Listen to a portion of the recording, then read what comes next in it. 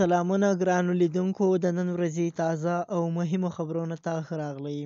د ملګرو ملتونو د صحت نړیوال سازمان WHO په افغانستان کې د روغتیايي خدمتونو د چمتو کولو او روغتونونو د ملاتړ لپاره په پرله پسې توګه هڅې کوي.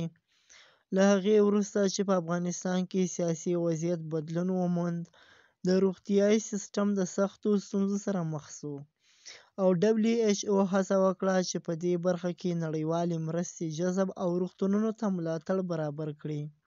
د روغتیايي خدمتونو، واکسیناسیون، WHO پروګرامونو او د بیړني طبي توکو په برابرولو کې دا اداره فعاله ده.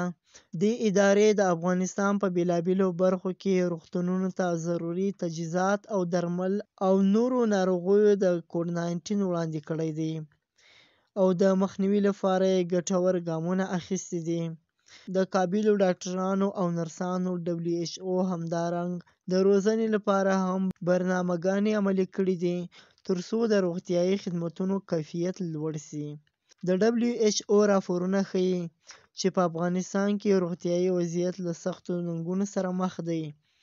هڅه کوي چې په ځینو سیمو کې روغتیايي خدماتو ته لاسرسی محدود دی، او ځینې روغتیايي مرکزونه له کافي امکاناتو بې برخې دي. د ملګرو ملتونو WHO ادارې په افغانستان کې د روغتیايي وضعیت په اړه باندې ښه ټینګ ګامونه اخیستي دي، او په افغانستان کې د افغانستان په روغتونونو کې د افغانستان په ناروغانو باندې پاملرنه لري.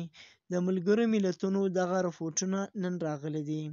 دا و د نن ورځې تازه د ملګرو ملتونو په افغانستان کې د صحت د محکمې په اړه معلومات.